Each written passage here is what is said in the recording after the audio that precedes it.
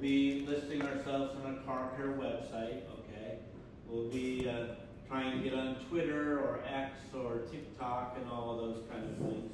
So we'll try and promote through those and advertisement campaigns.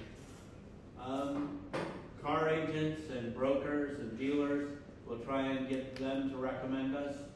Sometimes used car dealers want somebody to clean their cars. Maybe we can get those contracts, work with them. And even car insurance companies, we want to promote to them because they can, maybe they can help us market to car owners.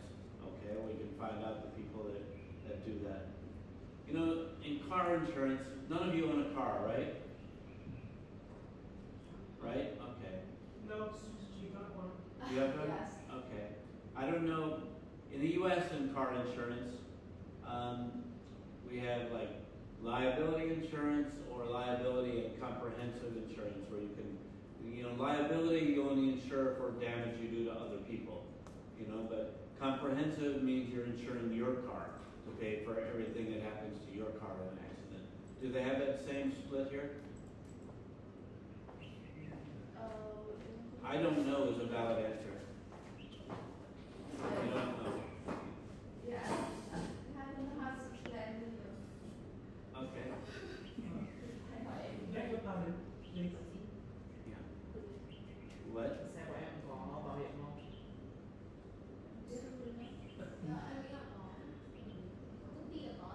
Có chứ, công ty nào chẳng có. Bảo hiểm về what kind of insurance? For car insurance, can you buy two options: full coverage to cover your car, or just liability for damages you do to other people? About damages is Do you have those two options? yeah.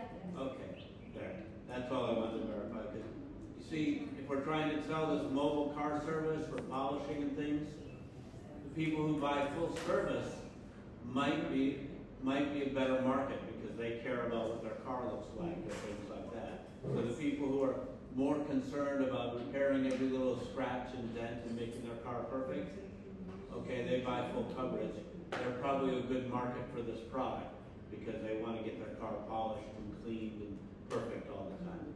So that's what I'm saying, is trying to get leads from your insurance company to market to. So there's a lot of information that you can use to really get a good target list. So we'll try and advertise in a lot of ways with all these outlets. We'll do personal sales. Maybe our sales force will do visits to the car agents and car insurance companies to try and get them to buy the product. Car dealerships, people who sell cars, they, you know, in Vietnam they might employ their own people to do car cleaning and things because hiring labor is very cheap here. But in other countries, they don't want to hire extra labor. They'll hire this service to do it for them, and so that happens. Many times, like a car dealership might be just one or, you know, maybe 3 or 4 people that work there, and then everything else is outsourced. You outsource somebody to clean the cars, you outsource repairs of the cars. All you do is, you know, bookkeeping and sales, and that's all you do. And so you, you know, so this is something people can outsource so they can focus on their core operation. We'll use sales promotion. We'll give free car washes for certain repair services. If people, you know, get, you know, expensive oil change and get synthetic oil or whatever, we'll give them a free car wash with it. Okay. You probably don't even think about synthetic oil since you don't have cars, but there's oil and then there's synthetic oil that doesn't gunk up your engine as much as the other ones. So there's different qualities of things you can put in your car. Special prices for, you know, combinations of different services you give. Like you get, you know, a full maintenance service with oil change and brake change and all these things. Maybe you get a discount, right? Hi, welcome back. I was waiting.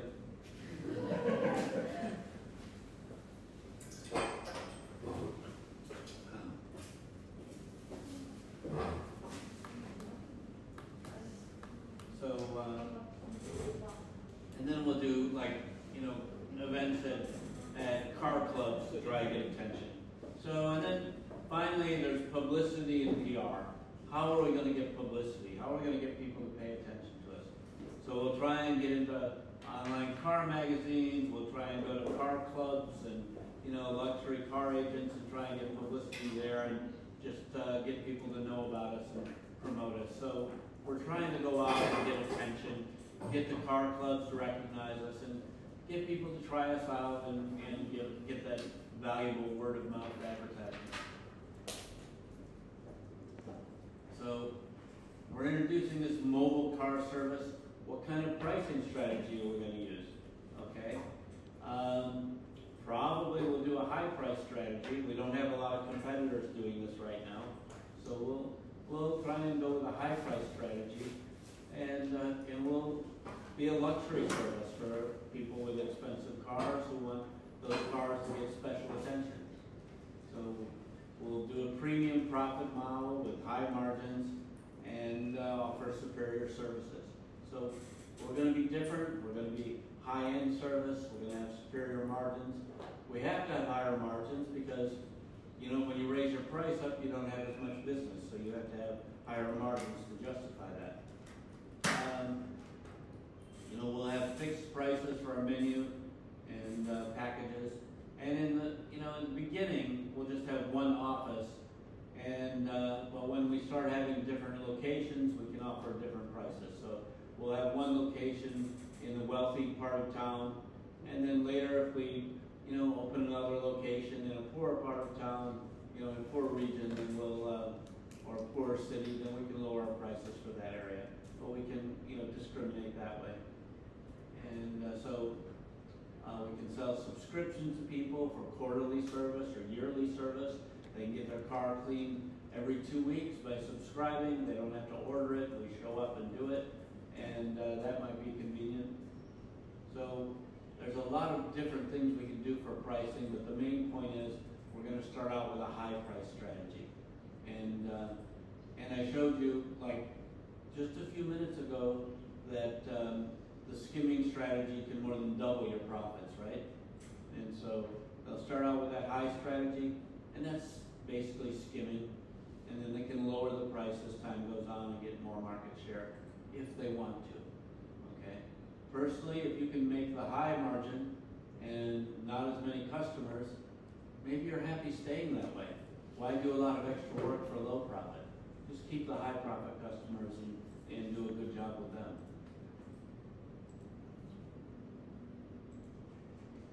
So branding. How do we brand a product like this? Okay. So we're going to do branding, like we'll have an image on our car, an exclusive, and but really branding is all the things we've been talking about. How we're going to communicate about our car, all the image we're communicating. We're going to try and communicate that this is a elite luxury product to take care of high quality cars, and maintain that image. Okay, we're not going to drop our image and make it seem like it's just for any old clunker, right? This is going to be for really nice cars. So Ferraris, Porsches, Mercedes, Toyotas. But we'll make our image for nice cars. How are we going to distribute our product? How are people going to get it? There's no physical front office. Okay, so there's no place they're coming to. We're just like sending our vans all around. And we're going to have an app store. We'll have a good app there that's attractive with car-related products, and people can download our app. They can set up appointments. They can order other products on it. And basically, a lot of our presentation, a lot of our brand image is just on the vans. What do the vans look like? What do our service personnel look like? A lot of our imagery for our product is going to be our service staff. In any kind of service industry, your staff are the most important, and keeping uniform quality performance for the staff, it's essential. You have to do that. And so, so we have to have uniforms on the technicians, and you have to tell them to keep them clean somehow. And you know, and uniforms on all the staff, and make sure that they're friendly and professional in their interactions. So the staff is as much part of your image as anything else. So you really have to work on that.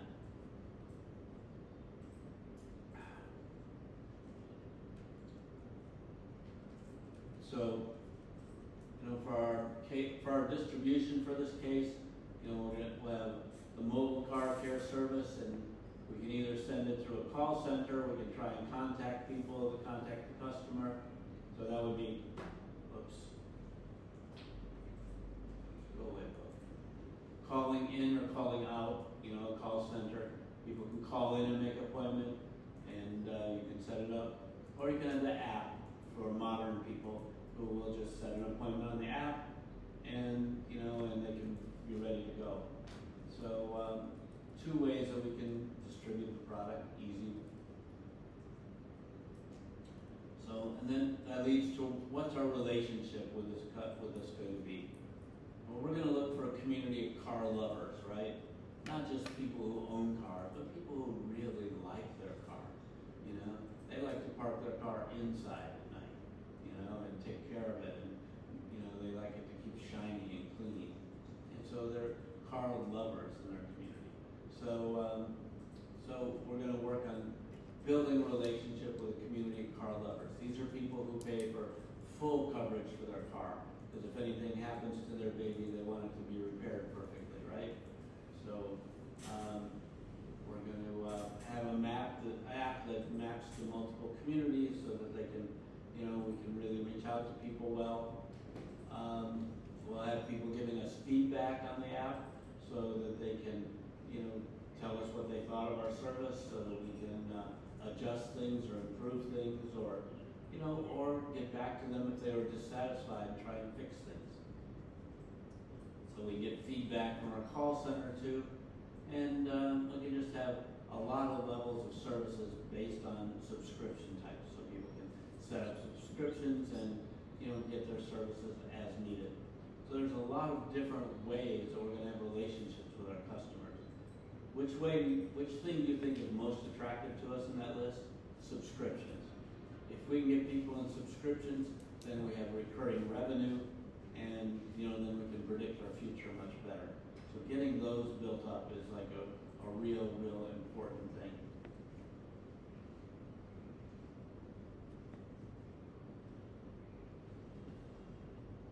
So business systems. How are we going to set up the system of our business? How is everything going to work?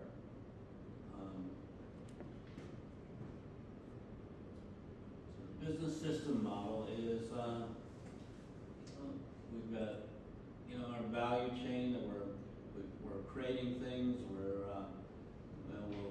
We develop partnerships. We develop inputs into the system. Okay, we create things. We get our partners. We get our supplies in. We get our resources in. Then we create something. And then we have the downstream value chain where we do have value-added service. We build cars, but downstream we have distribution of the cars, we have sales of the cars. Okay. So you build a product and you have downstream services to sell it and keep up with customers, etc. So, like honey. Do you like honey in Vietnam? You love honey in Vietnam, right? Not as much as the Middle East, you should see. They have whole stores just dedicated to selling honey with lots of different, it's like stores that sell French wine. They've got all different kinds of honey they sell in there. Some of it's like extremely expensive and things, so they have like an amazing selection of honeys with different characteristics. But honey is something worldwide that people like. But in honey production,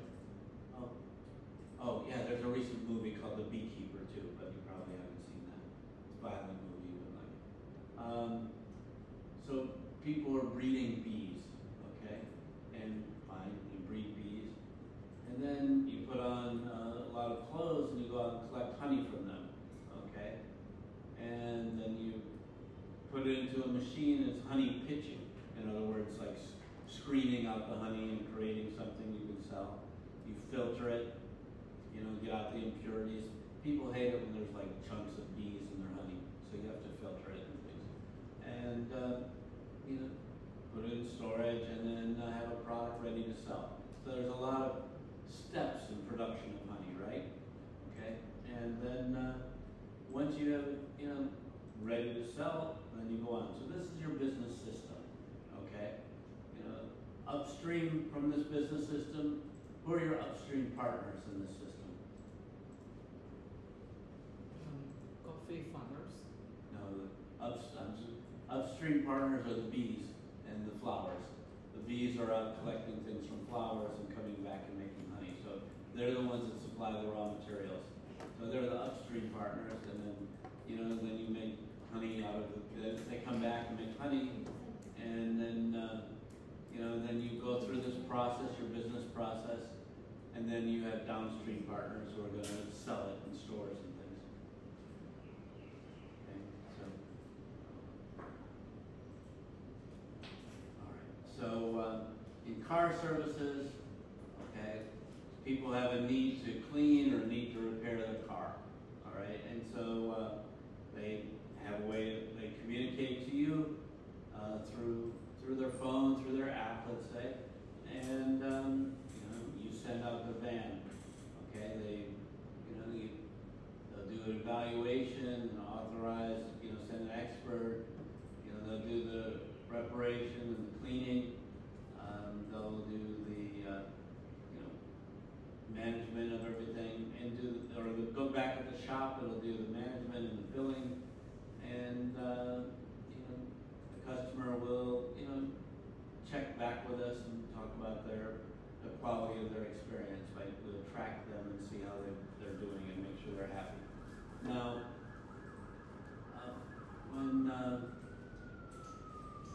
when we do budget evaluation for repairs, do we send the van out first and then ask if they can afford it? No, we'll do that. People will commit to the price before we come out, because you can't send your van out and have people turning it down, right? So we have to get people to commit to price and then and do the authorization. Then we'll send out our team to go out and do things. So you try and manage your process to make sure that what did we say before?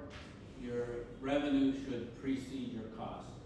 So try and get it down to where they pay you before you go out there, before you use any cost to go and do repairs in their vehicle. So before you send a truck out, get a payment first by credit card, then send your car out. And if they change their mind, you can always refund it.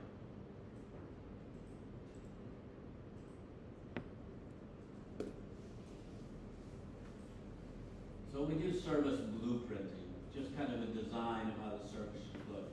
So it helps us define different contact points between the service provider and the client.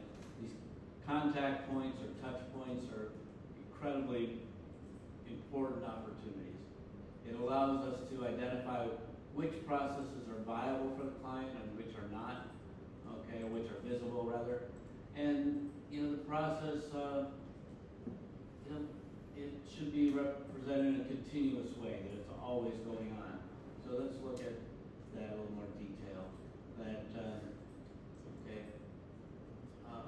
So we have a service provider that's doing visible and invisible steps. So we have some things that are service steps that are done with the intervention of the client, and some things which are invisible to the client. If you go out to eat at a restaurant, or some things are visible to you, right? Okay, like you can see some of the service, some of the cooking, but some of the things go on in the back room and you don't really know what's going on, right? And so those are the invisible parts. So you have different parts of service that are visible, different parts that are invisible, and you try and manage that. And you end up with a very complicated flow chart, but you can really identify all the different steps that are going on. So the client identifies the problem, they decide to call, they describe the problem, and the call center makes an appointment, the technician goes to the client's home, okay, they try and resolve it, just all these different steps. And so we try and identify all the different possible things that can happen and make sure that whatever happens, we're satisfying the customer. So we try and flowchart everything that could possibly happen and make sure that we have a correct response. Make our process foolproof.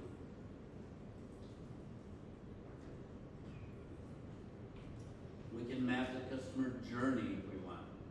Look at tracing the customer's experience as they interact with the company in the process of receiving the product. So how are they working with the company? Okay, when we look at their experience, every interaction is a touch point with the provider. So customers have experience. It's good, bad, but it's they have this experience, and we have to map out these touch points and map out every point where we have an opportunity to make them happy. Okay, every interaction with them is an opportunity to give them something that makes them happy, right? Okay, even the bag that they give me to carry things with, if it's a nice bag, it can please me and make me happy. Because I can, oh look, I have this bag I can carry my lunch in or whatever. But every little thing is an opportunity to make your customers happy. Have you noticed that when you buy a coffee, they give you like this little plastic bag carrier thing? That the coffee cup slips into with handles on it? Okay. Do you like those? Yes, Yeah? very much. Okay. I guess I'm always want to drink it, so I'm always throwing that away right away. And so it's kind of an irritation to me. But it's better than a regular bag because your coffee doesn't spill, right? Okay. So I guess it's good if you're carrying it somewhere on your bicycle, on your motorbike, then you can carry it more easily that way.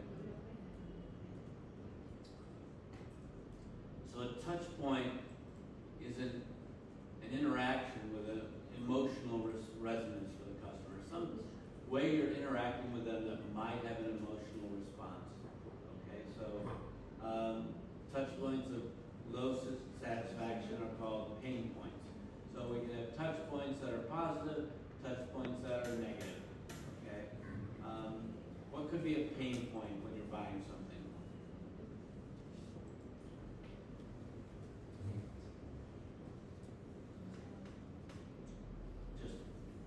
Bad service, it's a pain point, right? If the food's low quality, it's a pain point. If if the clothing falls apart, that's a pain point. If the billing is wrong, if Lazada sends me the wrong clothes, I still can't over that they sent me little tiny Pokemon jeans when I ordered men's large jeans. But that was a pain point for me. But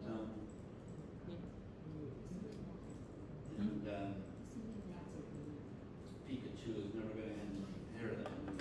Pikachu. Pikachu. So we want to identify customers' pain points, though. I'm not just joking about pain points. We want to find out what they are. What is it that makes the customer unhappy? What is it that aggravates them? When I talked about McDonald's a little bit this morning, okay, one bad interaction. When you have one bad person at the counter who doesn't have good hygiene and looks bad that day, that one interaction can lose you a customer forever, right? If they're dirty and don't look clean, suddenly your whole image there is ruined. So we want to find these pain points and make sure we eliminate them. That never happens. Okay. I remember I went to a shop that did haircuts. There's a big shop that did haircuts in the U.S. one time. And the woman that came out to service me, or to talk to me about giving me a haircut, well, she was probably, about 5 feet tall, but I'm not sure how many centimeters that is, but not very tall. Okay, shorter than all of you. And then, but she weighed like probably 120 kilos or 130 kilos. She looked like a ball, okay? And she wore like spandex clothes, very tight clothes. And she had facial hair. And it's like, I'm sorry, your appearance is a touch point before you're going for a haircut or something. I thought to myself, am I going to give over control of how I look to this person who doesn't care how they look? And so, these kind of things make you question about doing business somewhere, right? I decided my hair could wait another week and I went somewhere else because I didn't trust her opinion of what looks good. And so you have to think about your service personnel. Maybe I'm just being cruel to extremely overweight people who, women who wear facial hair, but it's fair, right? I don't know. If I was a woman with facial hair, I'd get it removed. I wouldn't be proud of it, right? What do you think? Would you wear a lot of hairs in your chin if you're working in a beauty salon? No, she had bad judgment. So I'd probably get this haircut where people would make fun of me if I went there.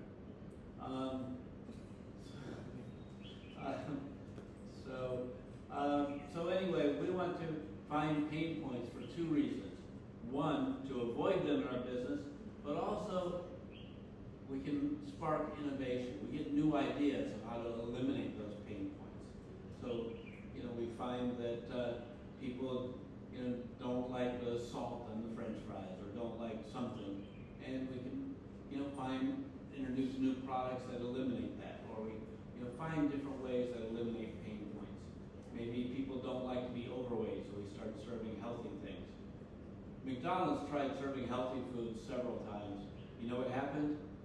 Nobody bought it, and so they had to discontinue it. It's like people don't go to McDonald's to get a salad.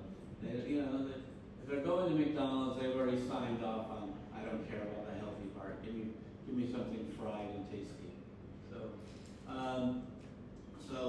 But looking at pain points of things that people have had that were wrong for them and made them unhappy in an experience, this is an objective that we want to work on, and it gives us good ideas for new innovations.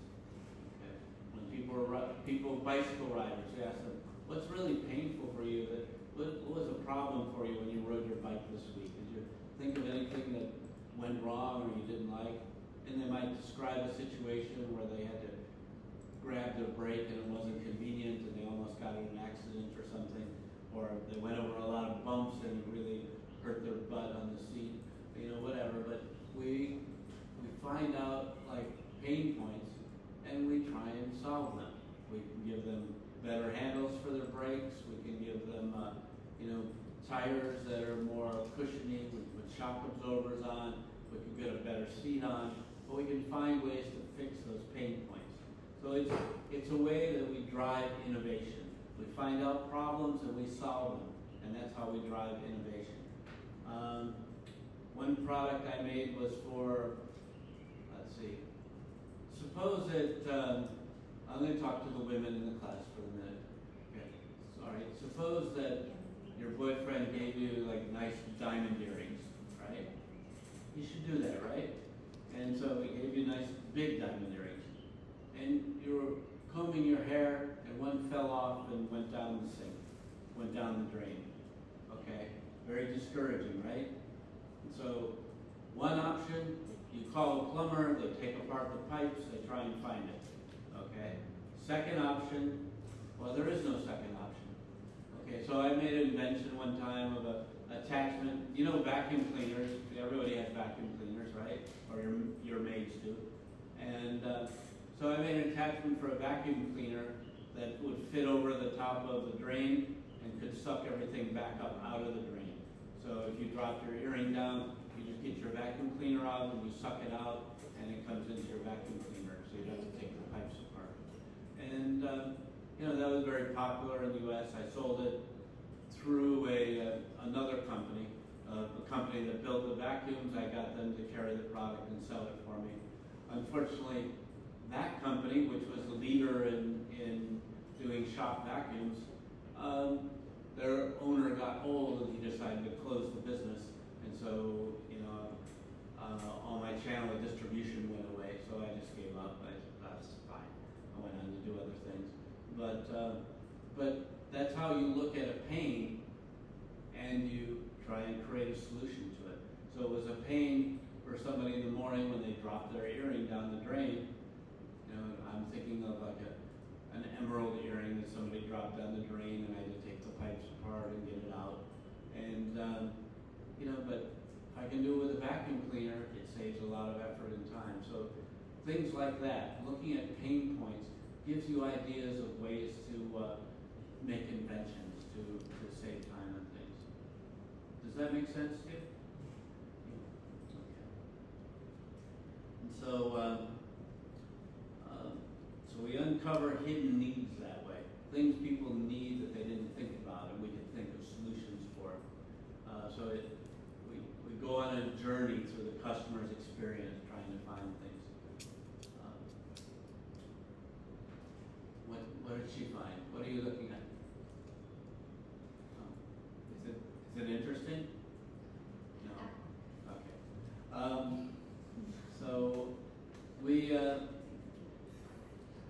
there's something called a critical incident that I guess is one way to look at things. You look at some event. You try and make people think of an event that happened to them in the last week that made them really unhappy. And then you try and find ways to solve that. And that's how you can create products and innovations that way. You try and manage the critical incidents, uncover critical incidents, things that really suck that week. Like I'm opening an ice cream cone and it falls in the dirt. Okay, maybe they should make better wrappers for my ice cream cones. Or maybe I should pay more attention. But I think it's a wrapper's fault, not mine. But think, trying to find like critical incidents that happen to people and trying to resolve those. And you'll find that some people have a lot more critical incidents than others, and that's just because they complain a lot. But you can find a lot of people that have all these issues happening, and you look through them and you find solutions that you can solve. And it's really a fun game to play. If you can harness that and get it on one particular category, then it helps a lot. Okay, so let's see. How did you all come here today? Did you all ride scooters, or did you, he walked, but how else did everybody come? You rode a scooter? We use B. B, Grab, okay. Lots of varieties of ways. So if I asked you about using Grab, I could say, can you remember anything that happened with Grab that you really didn't like, that made you unhappy? And you can describe to me that, and we can work on solutions to that. And for Grab, we try and make it better. Okay, so things like that that we do. So that's what we do. We give you to think for a few minutes and try and think about an uncomfortable experience you had with Grab, and then you can get back to us on it. Same with any other service, but we try and look for the uncomfortable things. Okay. So we try and do this as a way to explore customers, a way to try and find out new ideas or find out problems with our current product. So, when we do this, we find out every business wants to improve their customer satisfaction. We want you to be happy. I want you to be happy. Please be happy. And so, if you own a business, you have to be a pleaser. You have to be wanting to please people all the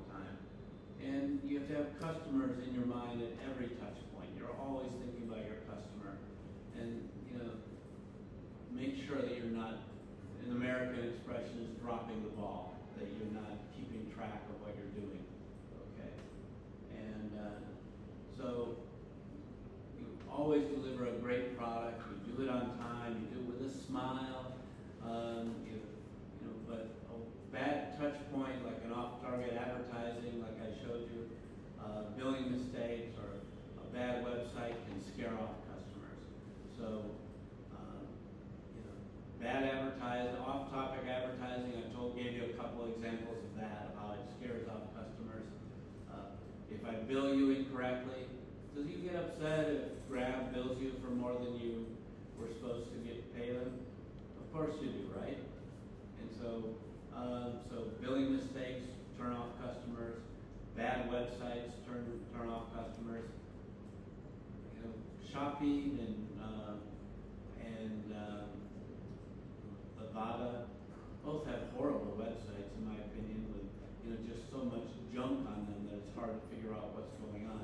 Half the time when you order something, you're not sure if you ordered 1 or 7 of them and things, but it's their websites need to be cleaned up a lot and made clearer and easier for people to use. And I think they've got too much games and things like that. Clean it up, simplify it, and your customers will be much happier to use it.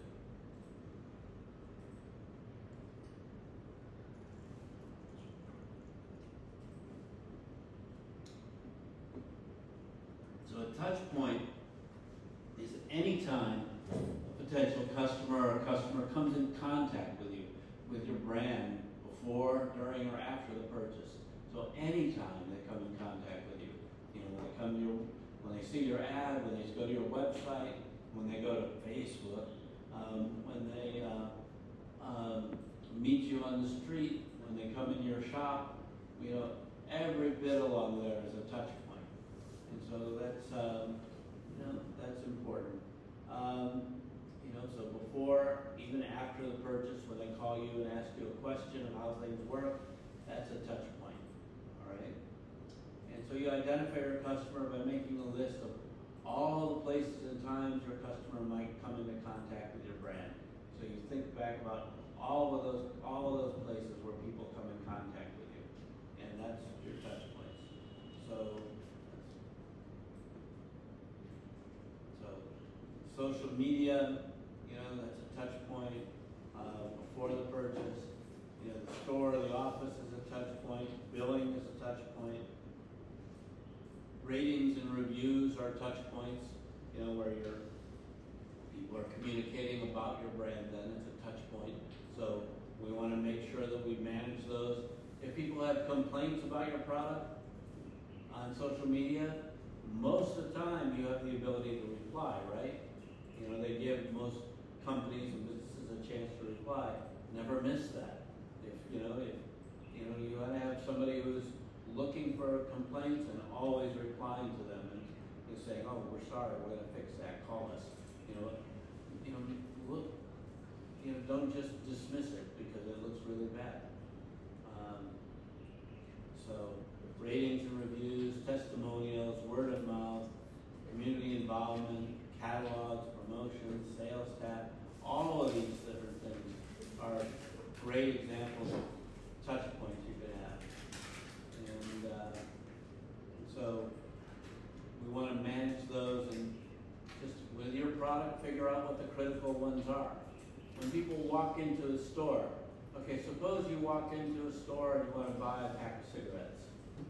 Do any of you smoke? Okay, no. But a lot of people in Vietnam do. And, right? And so they walk into the store, they want to buy a pack of cigarettes. Okay, from the minute they come in, first touch point is advertisements they see outside the store, when they're coming in. Then displays in the store is another touch point. Where they get the cigarettes from is a touch point. Talking to the clerk is a touch point. Then paying for it, and then anything afterwards, and even the packaging and what's in the packaging and how the quality of the product. All of these are touch points for the customer, right? So it's there's a lot of touch points in every little thing we buy. I met some people from Australia that were here. They were buying tons of cigarettes. They don't even smoke, but it's like cigarettes are 1/20th or 1/30th the price that they are in Australia here because of government regulation. So they couldn't resist smoking because the price was so cheap. I find that very strange, but okay. I'm surprised actually that Vietnam does not have more expensive cigarettes because in the U.S. the cigarettes are commonly $20 a pack of cigarettes, and it's very expensive to smoke cigarettes. Most of it's taxed. want to discourage smoking, so because of health issues, right?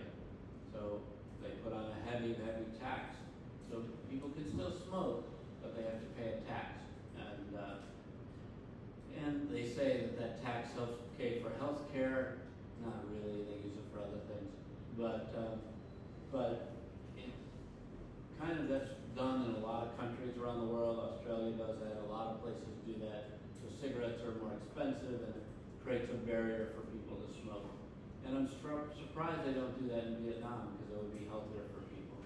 But maybe you don't have a lot of heart attacks and lung cancer in Vietnam, right? No? Okay.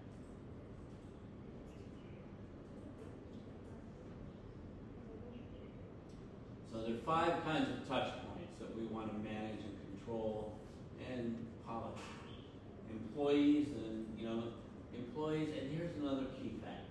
Other customers encountered while the service is being produced. Okay? Meeting your employees is one thing, but also your other customers are part of the image of your brand. Okay? If other customers should be people that you want to be like, right?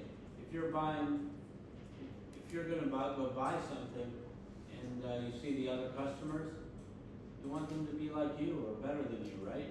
You don't want to be like, you go see the other customers and they're like really, low gutter kind of people, right? You want to feel like you're in the right crowd. And so other customers are part of it. That's why that was the problem with Bud Light, that they put this weird ad on that portrayed their customers as something different from their main customer base, and it wasn't the kind of people in that touch point that really worked. And the physical space or the environment through which the service is delivered. Where are you serving your product? Where you're delivering it? Might be the best photo place in all of Hanoi, but if they make me sit on a little plastic chair on the sidewalk that's only 12 inches high, I'm not going to like it, okay? Because my legs will get cramps in them because I'm not used to sitting like that. And so, the physical space, the environment in which the product's delivered makes a huge difference. We go for Japanese food, I highly suggest you go to an air-conditioned place for Japanese food. It'll keep the fish a lot fresher. It's, all of these things. Maybe last day of class, after presentations, we go out for Japanese food. What do you think? Okay, we'll make reservations there. And the objects and collateral used to produce the service, okay? Like, if you're at McDonald's, the counters, the tables, all of these things are things you use to produce the service. They have to be good quality, they have to be clean, they have to look nice, the outside needs to look nice, the windows need to be clean. All of these things need to look spotless to match their image of, totally spotless image. Other businesses or entities that help to produce or enhance the service encounter, okay, so they all have to be, they're all touch points, okay? If we're using Grab to do deliveries, we need to make sure that Grab does a good job of deliveries, that they have like at least some semblance of being clean when they deliver the products and things. So, we have to try and make sure they're a good delivery partner. Workflows, okay, how the process is done to develop things. So, the people, places, and things, all of these things that you're doing, how you're doing the work, it's all a touch point too. So we might have a great shop, it's a beautiful place, we have great people working there, and but when the process for making French fries might be terrible, we might look very sloppy the way we're doing it, and people get offended watching it. So, we have to have a good process too that matches everything else we're doing. In California now, McDonald's is switching to almost all automated products as quickly as they can.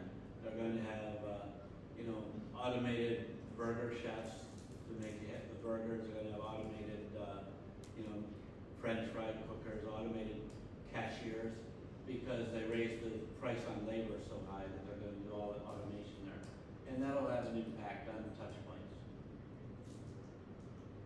So the sign is a touch point, the window is a touch point, the desk where you pay the cash is, the uniform people wear, the individual themselves is a touch point, the receipt that you get is a touch point, whatever the receipt looks like, okay? Of course, the goods that you buy are a touch point, the bag that you get it in, and just the staff hanging around, the people sweeping floors and things. They're all touch points. Everything you do in the business is a touch point that you have to manage. So the customer journey, we try and look at everything that the person does when they're purchasing something. So, users or customers, we developed something about like how things work from your customer's perspective. We're trying to analyze everything that happens in your customer's shoes. So, we have our theories of what we think we're giving our customer. What does our customer think, right? And so, that's a big part of the issues we have to worry about. So, we have, this customer journey perspective. We try and make a story up about everything that the customer did from the minute that they thought they were buying a product to the end where they're done buying the product. What are all the steps that that person did? How did they get information about it? How did they research it? How did they, go forward, with the purchase? How did they pay for it? Every step we get them to document in this customer journey, and then, then get them to think back and analyze each of those steps to see if there were any pain points that could be improved upon. This persona perspective is, that's a really good way to think about your customers. Think about them as individuals and trace back through them. Okay? I've done research with used car salespeople. Okay, both used and new, and I got the car salespeople to think back, to develop persona of the different types of customers that came in to buy cars from them in the last month. And then for each persona, they could think back and analyze everything that happened with that customer and what that customer was looking for. And you can get a lot of information just from your sales force that way. Because experienced salespeople know a lot about their customers. And so you need to develop a system to get that information out. But developing a customer journey from a customer's perspective and understanding how they do things, it makes a difference. When you do information search for buying something, if you're going to buy a new car or a new scooter, okay? If you're going to buy a new scooter, how do you get information? Where do you go for information? Where? On websites? Okay, you look online. Okay, where else do you get information? I think you can ask your friends. You ask people, and get information. Okay, so we ask friends and family, we go to the website, and those are the two main places that we'll go for information for something like a scooter probably, right? Then you could go to the dealer, but if you go to the dealer, you already, do you get much new information from a dealer, or do they just tell you on buying something? That's the question. How much can you believe information you get from a dealer sometimes, right? And so, you have to rely on the outside influences you get, outside measurements. Usually you'll get better and more honest information. So we're trying to develop all these and figure out, where we get information. What about going to a restaurant? If you want information on going to a restaurant, if you're in the city, if you know the restaurants very well, Where do you search for information on restaurants? I think on reviews on Google Maps. Okay. Should From apply Google to- Map, but I think you also just think in your head of, if I asked you, where's a good Vietnamese restaurant in the old part of town, would you go to Google or would you just, you search internally, right? So we do internal search of our own memories and experiences. We go to Google and look at ratings, or you can ask friends. I might ask you for referrals. Because I find out as a stranger, I don't really trust the Google ratings sometimes either. So back again to asking friends.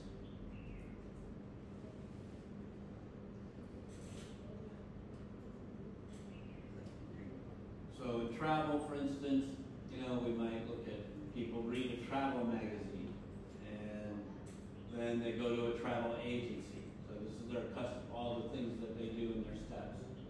Then they read online reviews of the different things that the travel agency told them about. They will book online, okay? And then they'll think about it a lot and plan their holidays at work, which is bad because I want them to think about work, but okay. Then they'll pack their bags and deal with a horrible check-in and long line, okay, and drop off their bags, a check-in, to do the baggage drop-off, a pass security check, and they'll do boarding, okay, in-flight experience, okay, that's part of their trip. They arrive at the destination, they have to deal with a car, to get them to their accommodation, and if they overpay $50 for a cab ride, they're mad their whole trip, so you want to try and prevent that, right? You said that was a problem that people have. They get ripped off at the airport.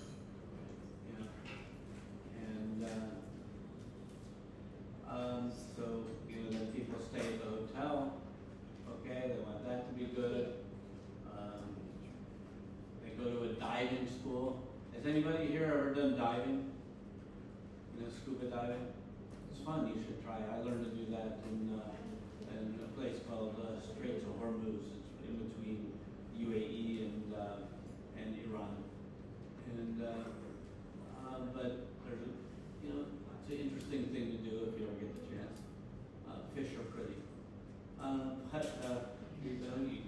They attend a diving school. Hopefully they have a good experience there.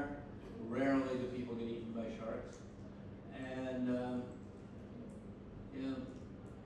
they're sorry for the misspelling. They dine in a local restaurant and enjoy that. And if you want that to be experienced, that's why he knows. He's in the tour business. He knows all the restaurants in the old part of town because he can make sure his clients go to a place they won't be disappointed, right? Okay, that's a big part of the service you offer. Okay. Then they fly back home. They post online reviews, and so that's our whole journey. So we have all these different steps that people went through in their journey, and we think about how we can alter each one of those steps. One of the most irritating things in the international traveler is having to stand in line a long time with your visa to get into or out of a country.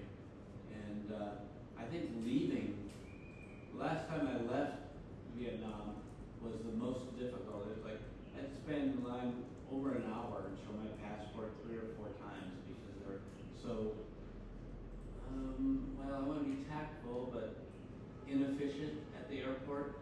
I don't know, I guess they're all government employees, so I can't criticize them too much. But it could be a much more efficient process.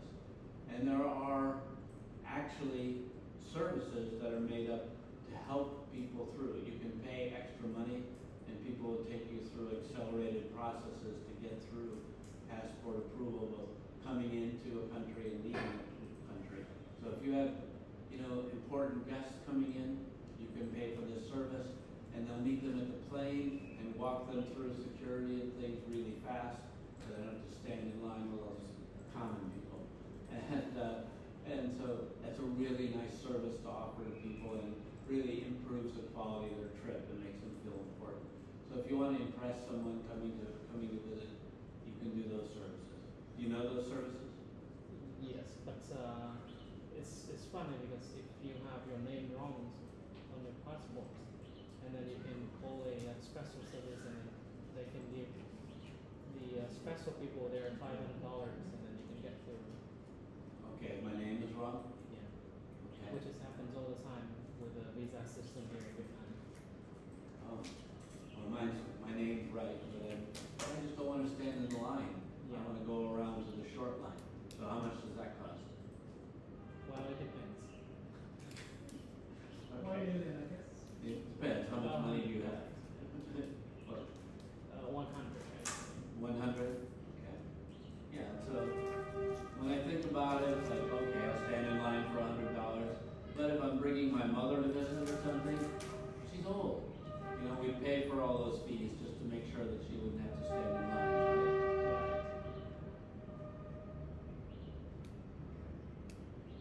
Right. All right.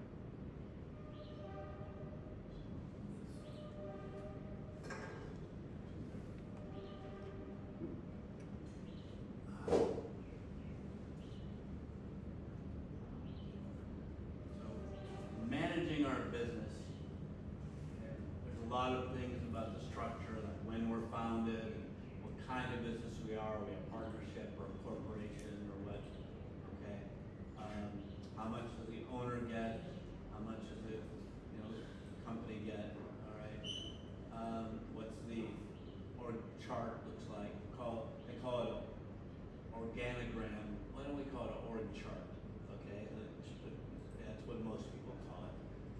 And then we look at important elements like the key people in the organization and the staff planning. Okay, who are the important elements of this? If we're doing a international tailored clothes, who are our key people? If we're taking measurements around the world and then making suits to send out to people, who are the key personnel?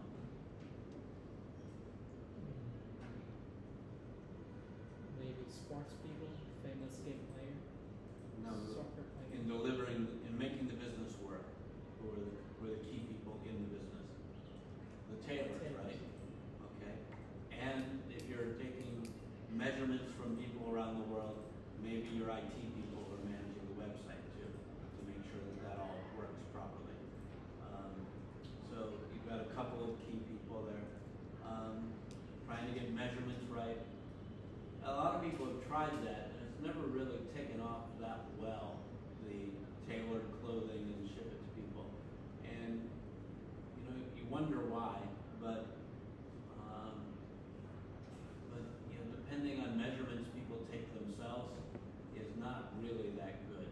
Usually, you can't measure yourself that well, can you? No.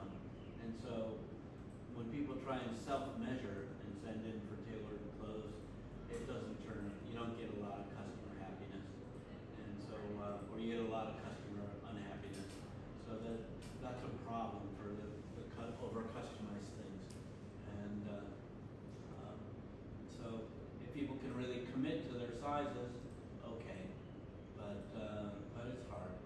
Like shoes, custom shoes. Maybe we're making crocodile shoes, right?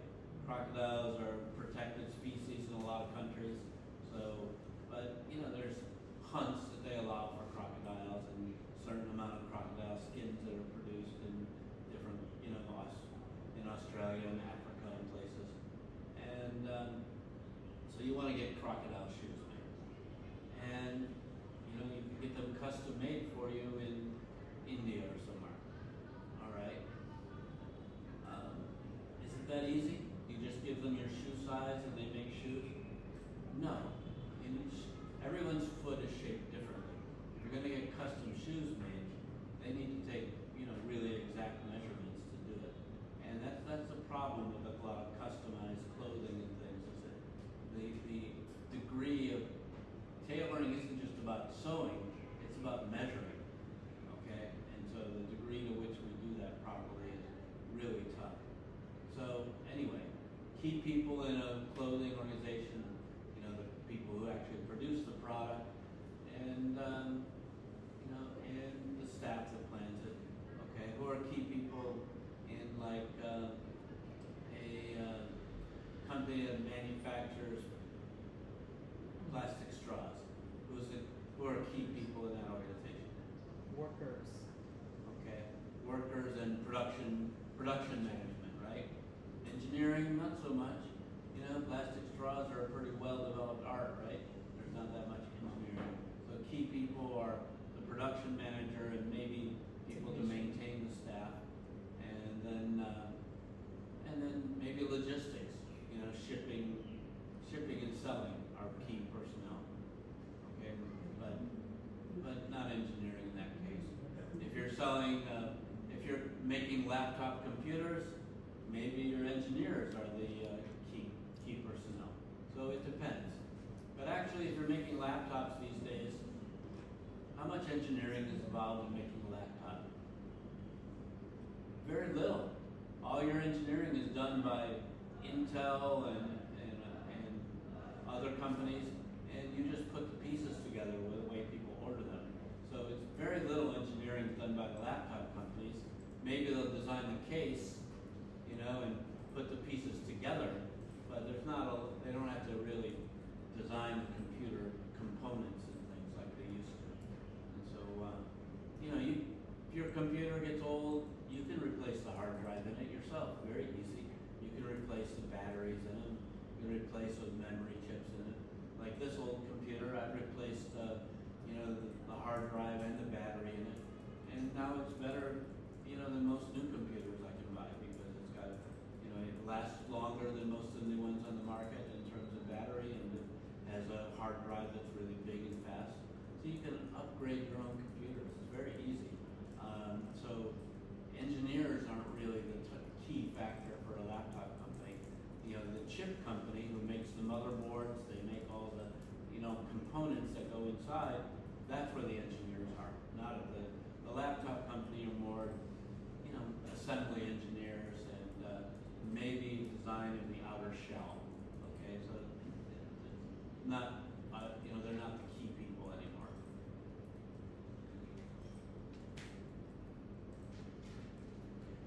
So here's a slide that I need to magnify. All right. Different legal forms of businesses in Vietnam. Okay, okay, there's sole proprietorship. That's the most natural form, right? You own a business. Okay, and then you can do that, you know, and then you can do it with a trade registration. Okay, so you have liability. Okay, you have lots of liability to people. If anything goes wrong, they can sue you and take everything you own, right? Because you have unlimited liability when you're owner. Okay.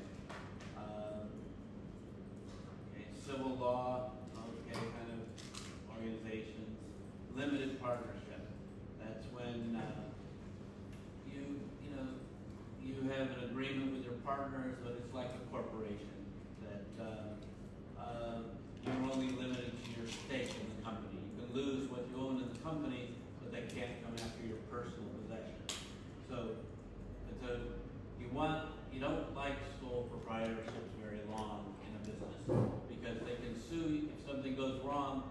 People can come after everything you own, and so not a very pleasant thing, right? They come after your house, your car, your savings account. So you'd rather get to, you know, so they're liable without limitation, is what I'm saying. You want to get to the stage of partnerships where you're liable, you know, not general partnerships, but limited partnerships, where you're only limited to your investment, okay? Avoid these situations where you're liable without limitation, especially general partnerships. General partnerships, you shouldn't allow them to exist because you're liable without limitation. So you have a partner, that's your best friend when you start the business, but 3 months later, you know, suddenly, you know, something went wrong and they got addicted to some drugs or something. They need, you know, and borrow money from the bank in the name of your business for $100 million, and then they don't pay it back. Well, because you're a partner in the business, you're liable for all of it. Your partners can spend like crazy, and you have to pay the bills if you have a general partnership. It's a very, very bad thing to happen, okay? I had something like that one time. I had a partnership with somebody that I trusted totally. And one day, his truck broke down and he needed a new truck, and he went to rob the account of the company to go buy himself a new truck. And I got him to pay me back, and so that was good. But still, this is this is the bad thing about general partners, is that you can be liable for what other people do. Okay, so we have limited liability corporation, where you're only at stake with whatever you have in the company, and you can do that just as one person. If you have much of a business at all, that's the way you would like to do things, so that people can't come after your personal assets. Okay, so you have entrepreneurial company with limited liability. Okay, so one person, you're only limited to what's in the company. You don't have any liability beyond that. Or you can file finally a stock corporation, which will have a board of directors. You can either be public or non-public, but you have a stock corporation with multiple members, and each of them having a share of your company. And so there's lots of different ways you can organize a business. Some of the problems, if you in making corporations and things, you also have to think about accounting and reporting requirements. If you have a corporation and stockholders, at least in the U.S., probably here, you have a lot more accounting requirements. You have a lot more audit requirements. You have, annual reports you're required by law to produce. So you have a lot more requirements. If you're starting out and being entrepreneurial, I would say try and do some limited partnership type of thing, and not a general partnership, and describe the percentage of ownership people have, and work that way with a limited group of owners until you get to the point where you need to be a corporation, because you have all the same protections from liability, but you don't have all the accounting requirements. Accounting's expensive. You don't want to have audit requirements and annual reports and quarterly reports. It's not worth the effort. So not until you don't want to be a stock corporation unless you're going to go trade on the stock exchange, is the way I see it. Until then, you might as well just be a partnership and work from there.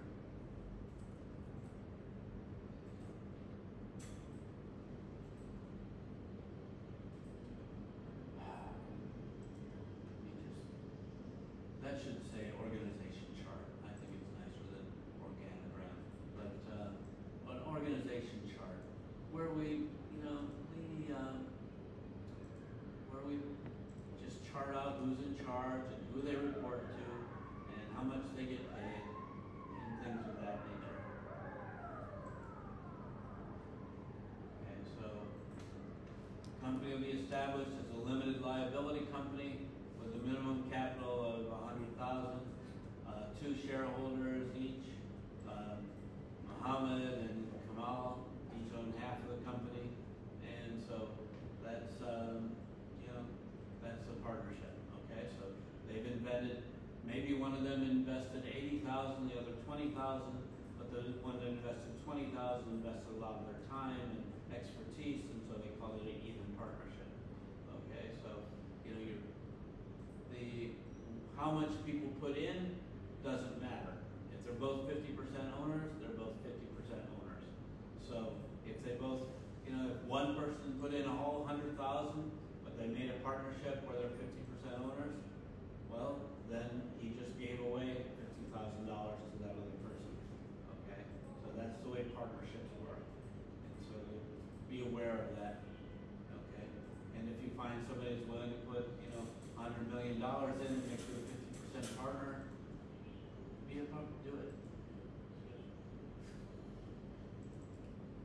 So the CEO is going to be Mr. Muhammad. He has 10 years of management experience and the operation manager is Kamal, who has 5 years experience doing car repair and strong, management and motivation skills.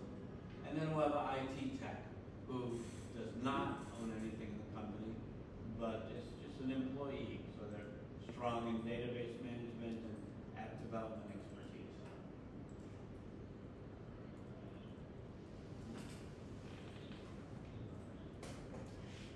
So we've got several different levels here. We got the CEO, the founder, who at the time of hiring was 1 month ago. We had an assistant, an IT assistant, service manager, an assistant for the service manager, 2 technicians, 2 cleaning staff, and a marketing manager.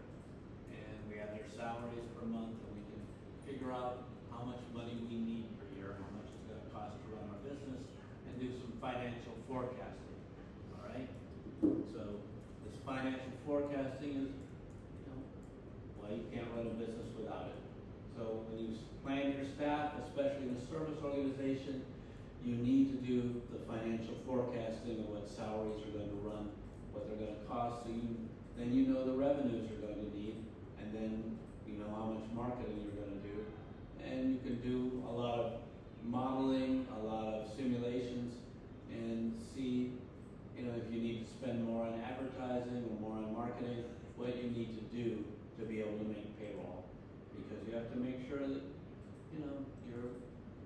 you're generating the revenue to meet the payroll.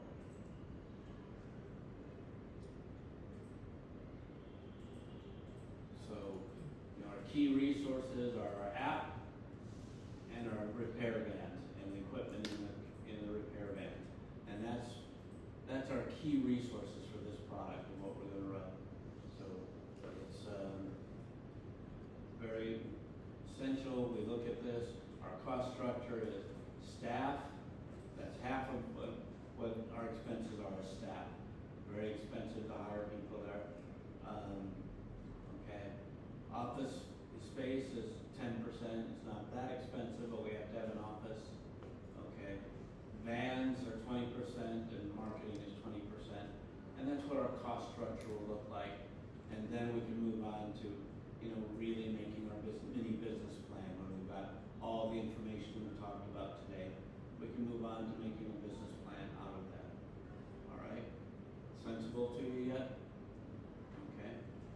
All right. So that's the slides for now, and we'll do a project in a few minutes. But we're going to take a 15-minute break and then come back and work on a project, okay? Thank you very much. Thank you. Elvis always says that at the end of the show.